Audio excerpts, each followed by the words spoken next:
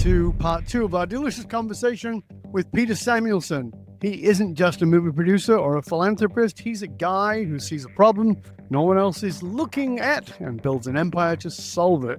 He is the co-founder of Starlight Children's Foundation and a bunch of other charities. That one he did with Steven Spielberg. And if you missed part 1, go back and listen to part 1 and talk about how he met Steven Spielberg and got Steven Spielberg to write a big fat check in a meeting that was supposed to be 20 minutes that went for an hour and 45, and a whole bunch more of really great understandings that are in part 1. So go and listen to it.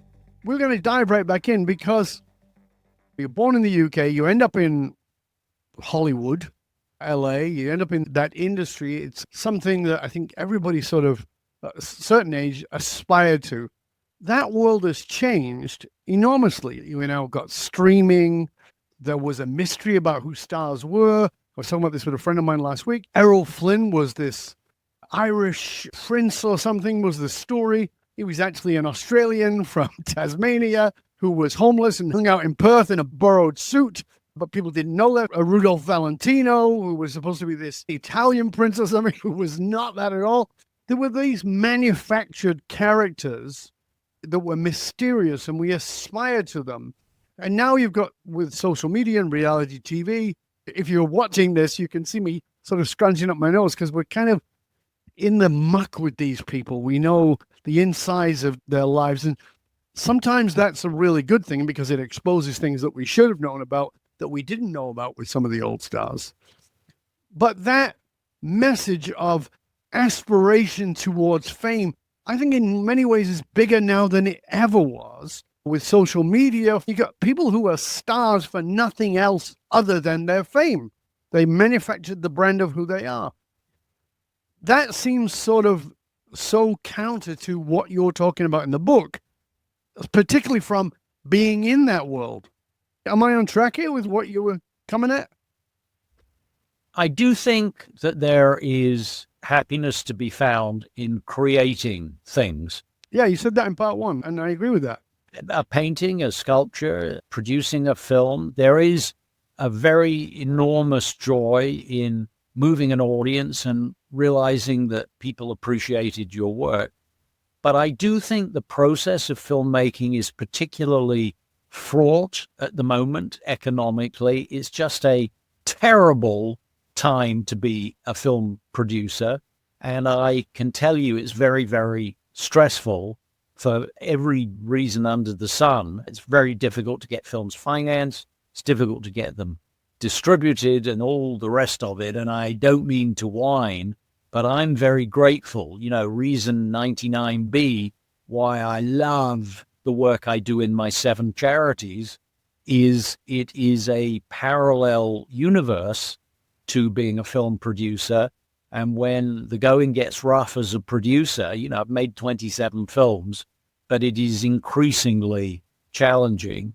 But charities, I say to, when I do my mentoring, go and volunteer in a charity. A, you will make yourself happy. B, you'll meet a better class of person.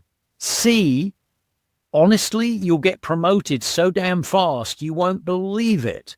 If you dare to raise your hand, even if you are entry level, and have a good idea for a charity, you'll be the vice president of implementing that idea in about 10 minutes. So you'll meet people who you can network with, who will be helpful for your career. But the biggest single thing is that you will find your happiness through creating happiness for others. I should know of what I speak. I love to say to them, because it comes up so often in the mentoring, how do you find someone to love and be loved by? And the answer, I believe, is not flipping left and flipping right on some damn app.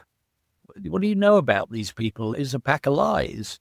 I think, amongst other ways, it's not unique, but I think if you volunteer to a charity, you will quite possibly meet someone where your shared goals and just the fact that you've palled around doing whatever it is that you mutually care about is actually how I met my wife.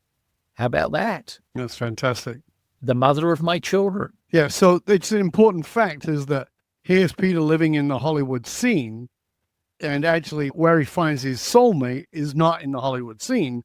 It's in the philanthropic scene. It's in the charitable scene. It's in a place where there's giving rather than taking, rather than looking for a spotlight. It's looking to give a spotlight to others. You've produced 27 films. That's a lot of movies. And you've worked along, as you said earlier, legends like Peter Sellers or Blake Edwards. Tell us a moment when a Hollywood icon sort of revealed their real self in a way that changed your perspective forever. Well, you mentioned Blake Edwards. I love Blake Edwards. He gave me an enormous opportunity way early in my career. And he was really a genius and also very loyal and embracing kind of a boss to have. He also was very clever as a director. On the Pink Panther film, there's a scene in it. So Peter Sellers plays Clouseau, and Clouseau is in an appallingly bad disguise as an inspector from the Nice, France, he calls it the Téléfilm Company. Is this the one where his nose is melting? Yes, and he has an incredibly small truck that's like, it looks though if you put a handle on top, you could pick the whole thing up. And he goes to a chateau with his terrible false beard. He's trying to get in to snoop around because he thinks that the jewel thief lives there. So he goes up to the front door and he presses the button and the bell sounds, and he takes his finger off the button and the bell does not stop ringing. And it's bothering him and no one is coming to the door, but the bell is very loud and it just rings. So he thinks, aha, I have a tool belt as part of my disguise. And he takes out 2 screwdrivers and a pair of pliers and he levers the button out of the wall, and it's got red and black wire behind it. And he pulls and there's like 20 yards of red and black wire come out, and he doesn't know what to do. He's got this big mess of wire and the bell push on the ground. So he takes the pliers and he cuts the wire and the bell stops, and he's kind of kneeling and he looks, and there is a pair of very highly polished, shiny shoes, because the butler, wonderful English character actor called David Lodge, is standing there. And we go with Peter up David Lodge's pants and then his jacket and then up to his face. And the script said that David Lodge looks down, the butler looks down at this bumbling Clouseau idiot and says, "Can I help you?" And Clouseau was scripted to say, "You had a defective bell push. I have amended it. There will be no charge." I cannot tell you, we did it, I should think, 25 times, and Blake, very ambitious director, wanted to do it all in one take.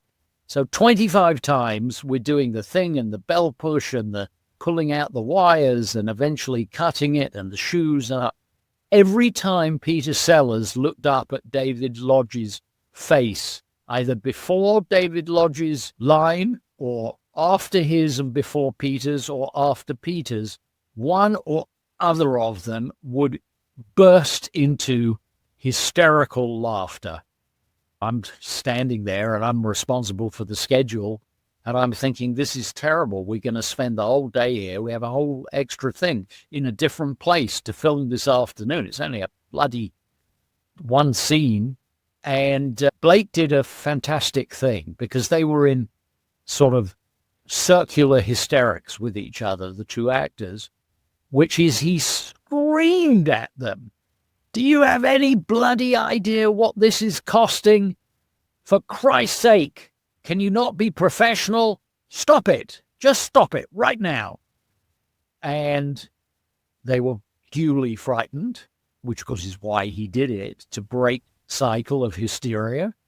And we did it again and shot all the way up to David Lodge looking down at Peter Sellers. And Blake was sitting on a seat that came out of the camera dolly on the side.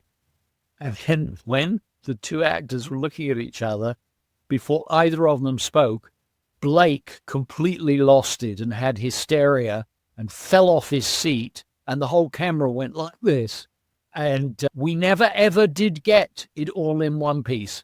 We had to do it in pieces so that it would edit together. So there's a Blake Edwards, Peter Sellers, David Lodge story of sort of madness on a film set.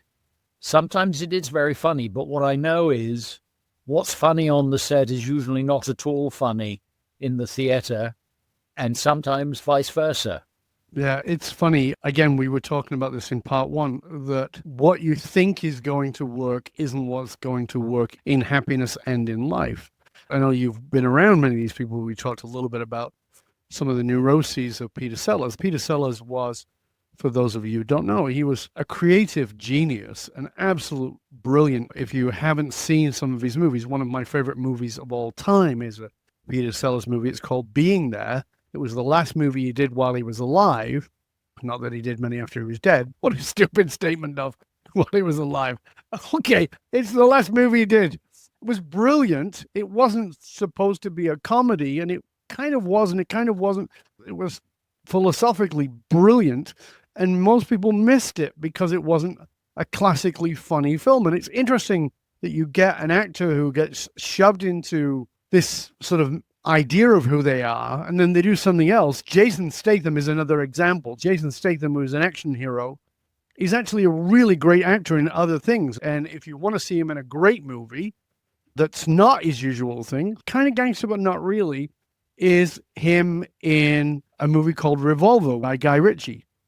It's not the usual Guy Ritchie movie. It's a little different, but it's a philosophical movie, which is what Peter Sellers was doing in Being There, which was brilliant, brilliant film.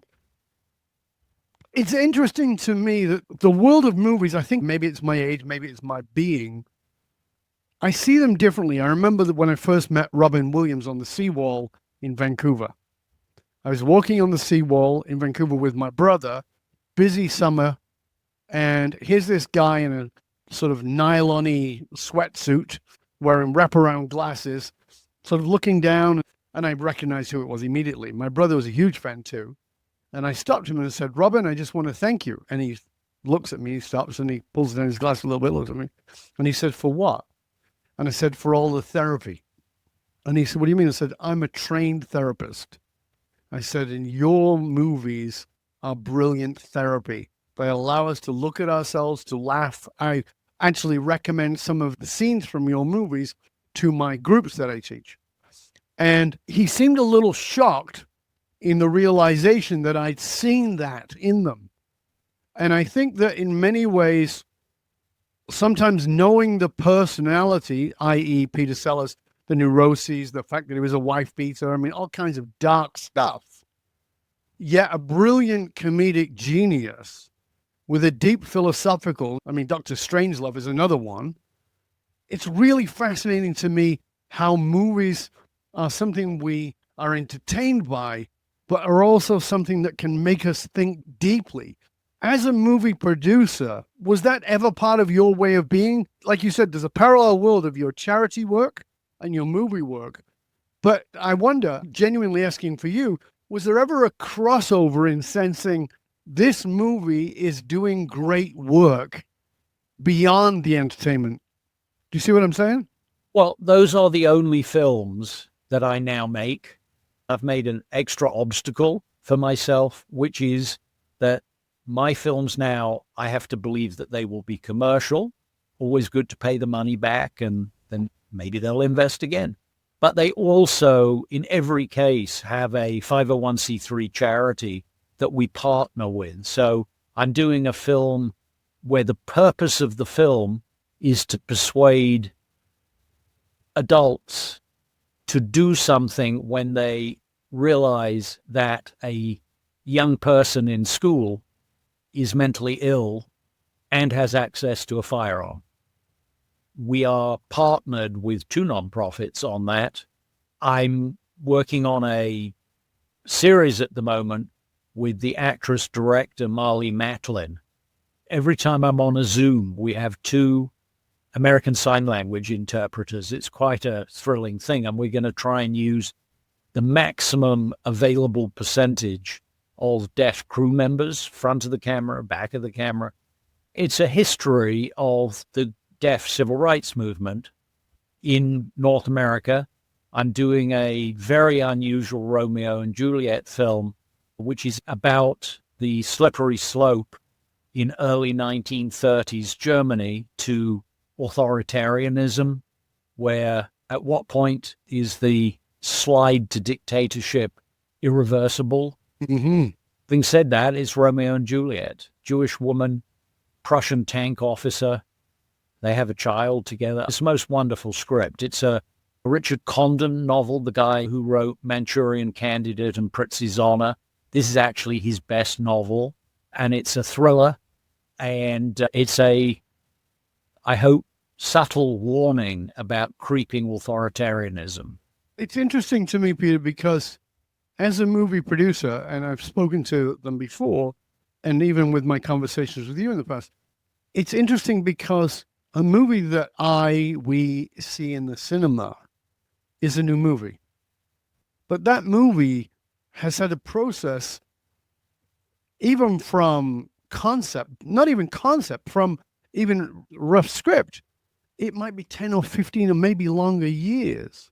When you're talking about these films, it might be something my kids or my grandkids go to see because they take so long. I don't think people understand that process is so long. And so what I wonder, and I want to bring to you is, because we talked about it a little bit earlier, which is that the industry has changed. So now things can move faster in the context with AI and other things. Do you see that as an advantage or disadvantage? Where do you see that? Because it seems to me, appears to me, to be fairly inevitable that AI is going to be a big part of the movie world. How that dance is done, I don't know, in a way that is good. But what do you see? You're on the inside. Well, what I see is that in the end, it's a story, it's a narrative, and humans crave emotional attachment to powerful stories, powerful narratives. For the longest possible time, the way fiction was provided to the villagers was some chap would walk in from the forest, stand on a rock and say, "Gather ye around, and I shall tell you a story of King Arthur and Lady Guinevere and the Knights of the Round Table." And he would tell them a story, and then they'd give him a coin. And that was narrative storytelling. And then they invented the printing press, and it all had to be deconstructed into linear stories, which it had never been. All stories were circular until then. That is still the essence of how a story affects its audience, is you are causing them to identify with the plight or the victory or the awful things happening to the hero or the heroine. That skill, the knack of storytelling, is what divides the men from the boys, the women from the girls in narrative filmmaking.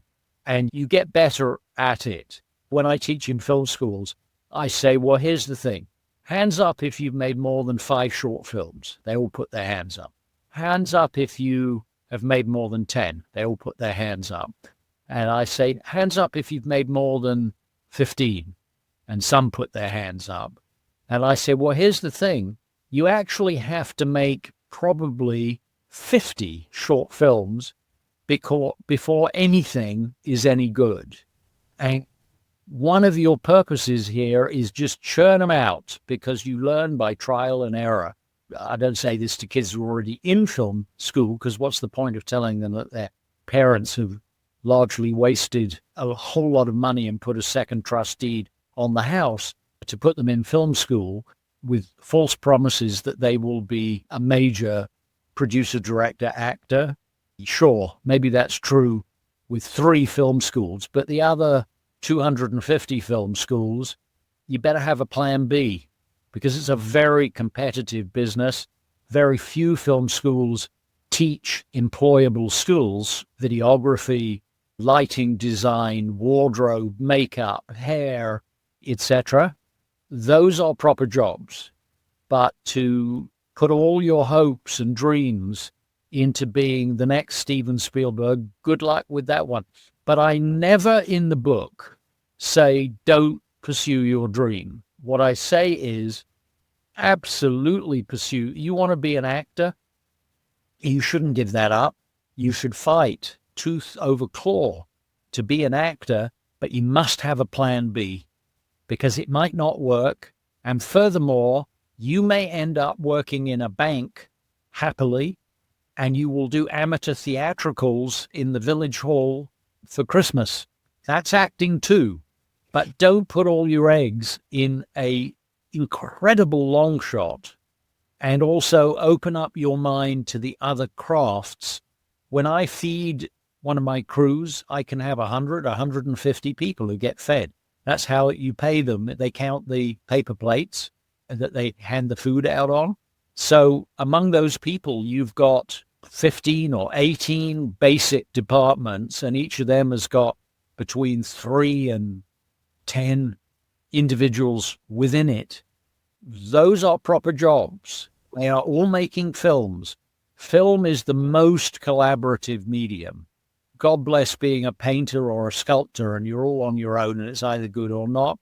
Making a film means that someone had to write it, and then 150 people, actually if you include post-production, even more than that, had to collaborate together to make it. And the chain is only as strong as the weakest link. And the job of a producer is that you are the leader, you are the generalist. Mm-hmm. A career producer is in charge of delivering the goods because you have so many specialists to make a film. And it isn't necessarily the case that a specialist has their eye on the goal. Your chief cinematographer will always want more lenses. Yes. Wardrobe will always want extra copies because what if he spills stuff on it? And everybody is looking after their own craft, their own skill, their own responsibility. Someone has to stand in the middle and be the generalist. And what I learned in working with Steven Spielberg, with General Norman Schwarzkopf, is that the military call our generalists generals because their only responsibility is the goal. It's the mission.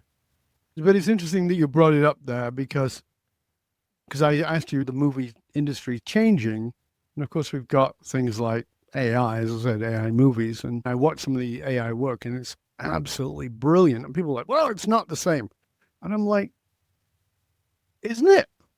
I mean, to me, it's still narrative. It's still storytelling. The tools are different. I'll give you that. But the tools are different from cave painting to seeing a blockbuster in the cinema. But it's still that telling a story through a medium, through the tools. And the tools are going to change. There's this guy, I don't know what his name is, Newberger, I think he is. And he makes these short movies, as in 3 to 5 minutes, that are usually set around Donald Trump and these crazy stories. Trump with no pants on and his long tie and his hair swishing in the wind and his wife asking him for the credit card.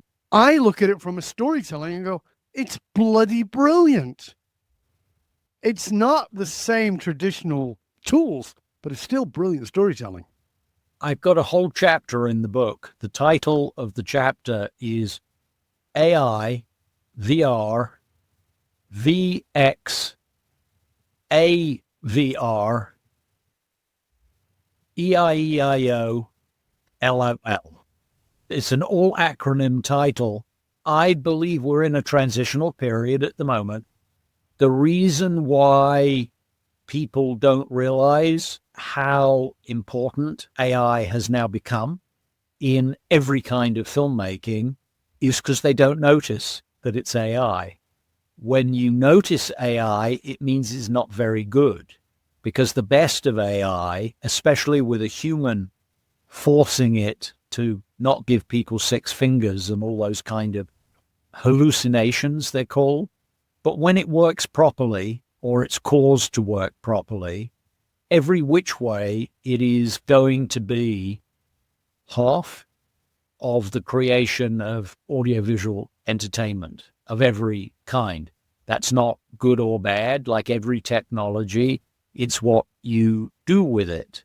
I think there are massive legal and moral issues, like if VR makes a scene in a film by looking at 1,000 other human people's films, who owns that IP? Yes. It doesn't sit there inside a mainframe computer and just dream up stuff. It's effectively copying and compositing other people's prior creations. Same's true in the music business. And so it's going to be a dominant force. The question is, how are we going to control it so that it does not destroy democracy? Because there will be such persuasive video of Joe Biden bumping into a pillar or Donald Trump doing some dreadful thing to a woman, which are completely fabricated, but they look so damn real. Interesting thing, my publicist just said to me, because the book is coming out, she said, I've used AI to do a bio. Could you please just make sure it's okay? And I said, oh, this will be interesting. I've never seen my bio from AI before. Well, it was fantastic how on point it was. We received 2 Academy Awards as producer of The Last Emperor. You're like, they didn't tell me that. Didn't win Academy Awards for it. I didn't even make that film. I had nothing to do with that film. That is what's called a hallucination. Yeah. It's a real issue, as are things that you, at least at this point in time, if you are a professional filmmaker, you can actually tell where the AI did what. I can tell you we are going to be using AI on my period film about the early 1930s in Nazi Germany. We have a scene where the boxcars carrying Jews off to Auschwitz are stopped. Mm-hmm. They open the doors and out jump 1,500 Jews in rags who run off into the forest. We can't possibly afford to do that. We can't even afford to make enough boxcars, period boxcars. So what we will be doing is using one boxcar and 100 extras cramped into it, and we will replicate that with a bit of help from AI all the way down the rail tracks. And it'll be composited together, and you'll never know the difference. You see a film with an enormous audience in it, a crowd in an auditorium, watch carefully. Look at which hat colors are next to which hats, and you'll see that basically they've copied and pasted, and they filled the auditorium. That's not how we used to do it. I've done a vast stadium where every 2 extras had a mannequin in between them dressed. So every 2 extras, you get 3 people out of it. But you would never do that now. No. You would use AI and visual effects. And the combination of AI with visual effects is incredibly powerful. We're already at the end of part 2 of the show. As you were saying it, I was thinking about Ben-Hur and those scenes in Ben-Hur. People probably don't even know these movies, but they're really old movies. Those were the days of 1,000 extras. It was really big. That world has changed so much. I know you wrote the book because you wanted to help young people, and I know that you said it was advice that you wish you had had. I think about that actually a lot because, amongst others, I'm mentoring my 2 grandsons, and they are 17 and 16. And I sort of see myself through their eyes. So I try not to be an asshole. I try to be cool, and I try to be helpful. And my greatest joy is the younger one so far. I gave him a copy of the book, and I wrote in the front, Zach, you are already doing this. And he phoned me and he said, I'm 8 chapters in. I'm loving it. And I hadn't realized this and I hadn't realized that. And I thought, well, this is already working well. The book is for any adult who worries about, and we all worry about, young adults in our orbit. You could be a teacher, a lecturer, a minister. You could be a parent, a grandparent, Uncle Phil, Auntie Sheila. And we all worry about, especially at these inflection points where they go from middle school to high school, from high school to college, from college to the workplace, sometimes not through college, but straight from high school to the workplace. It's a scary world, and it's even scarier now. And I've taken all of my learnings from, it's got to be several hundred young adults that I've mentored, and I worked it out schematically in a series of chapters, one per subject, and that is what the book is. I say to the kids, sure, you can sit and read it from the beginning through the middle to the end. Absolutely. 328 pages. That's long. Or you can listen to it on the book on tape. But the other thing you can do is you can look at the table of contents and say, oh, I have to find love. How can I find unconditional love? There's a whole bloody chapter about it. Let me go to that one first. Oh, I have to go for a job interview. How on earth do I do that? A chapter on that. So I've tried to be very pragmatic, and it's out on June 10, and it's on Kindle, it's paperback, and it's the audiobook, which I recorded. A weird experience that is. A whole week of my life sitting in a booth with a guy called Paul on the other side of the glass, and every so often he'd say, could you go back to the beginning of the paragraph? You just fluffed a word in that. But we got it done, and I'm relieved that they let me audition. They said, how do we know that you can read aloud? And I said, I'll show you, or you'll hear. I know that the foster kids, the Crown wards, the looked after young adults in my academies, I know they eat it up. I know they love it because I'm already getting the emails. I put to the criticism of my publisher who said, you're raving mad, don't do that. I put my email in, and the compromise was I buried it in the book. So you can find it there, but not without reading the book. Fabulous. They said, what are you going to do if you get 10,000 emails? I'll hire people to help me answer. But I always need from my young people, whether it's in First Star or any of the other 6 charities, I need a feedback loop. Absolutely. So it's Finding Happy. It's available in a bookstore near you. It's available on Amazon and Barnes and Noble and this and that. And it is indeed, it's a user's guide to your life with lessons from mine, or if you prefer, what I know now that I wish to God I had known when I was 18. And again, we'll make sure that we post all the links to those things in the show notes so you'll be able to find them. Peter, thank you so much for being with us. Thank you for this delicious conversation. I hope you'll stay with us to the end. And for you, dear listener, remember that those who control the meaning for the tribe control the movement of the tribe. Leaders who are committed to positively shaping the political and business landscape know they've got to tap into what drives human behavior. You can tap into our groundbreaking work. I'm Dov Baron. I show businesses, teams, and leaders how to harness their emotional source code to move their tribe, because unified actualized meaning is a single monolithic difference between mediocrity and greatness for individuals and for companies.